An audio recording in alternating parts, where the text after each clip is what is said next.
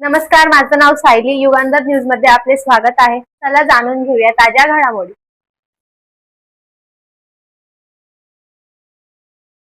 उल्हासनगर महानगरपालिका मध्ये पुन्हा एकदम महायुतीचे शासन सत्ता स्थापना झाले आहे.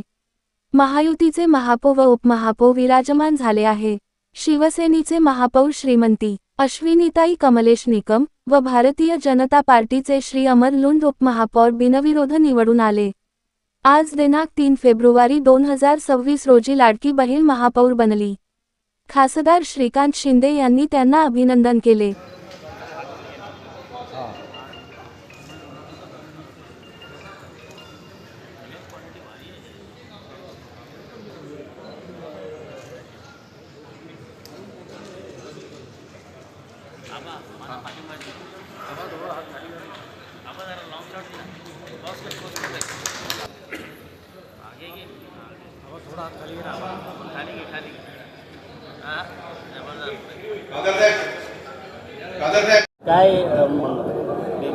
उल्हासनगर महानगरपालिकेमध्ये पुन्हा एकदा महायुतीचं शासन जे आहे, सत्ता जी आहे स्थापना झालेली आहे.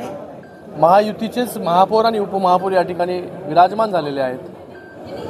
शिवसेनेचे महापौर आणि भारतीय जनता पार्टीचे उपमहापौर या दोघांना देखील मी खूप अभिनंदन दोघांचं करतो, खूप शुभेच्छा देतो.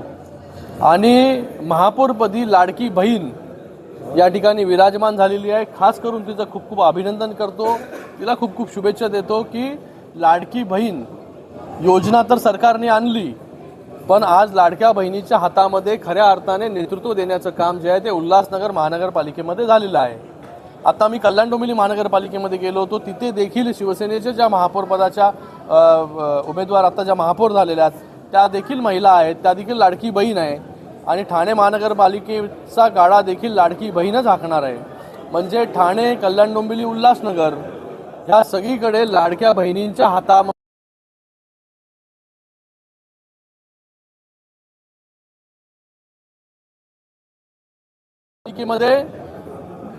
महायुतीची ताकद मोठ्या प्रमाणामध्ये आपल्याला पाहायला मिळते. म्हणूनच या ठिकाणी महायुतीचा महापौर आणि उपमहापौर असलेला आहे.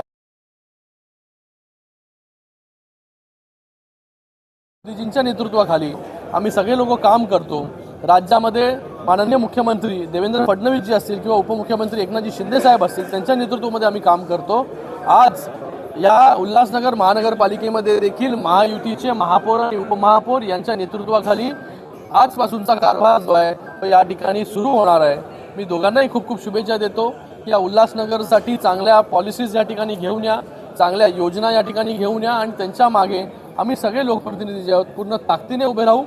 उल्हासनगर शहराला एक चांगलं शहर बनवण्याचा संकल्प जो आहे तो आज या सभागृहामध्ये या दोघांनी जे आहे ते घेतलेला आहे. उल्हासनगर महानगरपालिकेमध्ये विरोधी पक्षच राहिलेला नाही, त्याबद्दल आपण काय? कल्याण डोंबिवलीमध्ये पण नाही, उल्हासनगरमध्ये पण नाही, ठाण्यामध्ये पण नाही. कुठेच विरोधी पक्ष नेता जो आहे तो विरोधी पक्ष जो आहे तो राहिलेला नाही. कारण की महायुतीचं काम या जिल्ह्यामध्ये एवढं भक्कम आहे, त्यासाठी जे आहे ते विरोधी पक्ष नेता आपल्याला या ठिकाणी पाहायला मिळत नाही. लोकांचा विश्वास, खासदार महायुतीचा, आमदार महायुतीचा, आता महापौर उपमहापौर महायुतीचा. तर महायुतीचंच जे आहे वर्चस्व या जिल्ह्यामध्ये गेले अनेक वर्ष राहिलेलं आहे. येणाऱ्या पंचवर्षामध्ये या उल्हासनगर महानगरपालिकेमध्ये चांगली कामं जी आहेत ही होतील अशी अपेक्षा आणि त्याचबरोबर दोघांना देखील शुभेच्छा देखील देतो. या दोघांच्या मागे आणि सगळ्या नवनिर्वाचित नगरसेवकांच्या मागे ठामपणे आम्ही सगळे लोकप्रतिनिधी जे आहोत हे उभे आहोत. जो काही निधी आतापर्यंत निधी मोठ्या प्रमाणामध्ये उल्हासनगरमध्ये आलेला आहे, याच्या पुढे देखील जो काही निधी या उल्हासनगर म्युनिसिपल कॉर्पोरेशनला लागेल. आणि तुम्हाला अजून एक गोष्ट सांगतो, आज या उल्हासनगर महानगरपालिकेची जी बिल्डिंग आहे, आज जे सभागृह आपण जिथे आज महापौर उपमहापौरांनी निवडणूक झाली, भविष्यामध्ये या उल्हासनगर महानगरपालिकेला स्वतःची हक्काची नवीन अत्याधुनिक इमारत जी आहे ही लवकरच मिळेल, एवढं देखील या प्रसंगी मी तुम्हाला सांगतो. ताज्या घडामोडीसाठी युगांधर न्यूजला सबस्क्राईब करा आणि बेल आयकॉनवर क्लिक करा. धन्यवाद.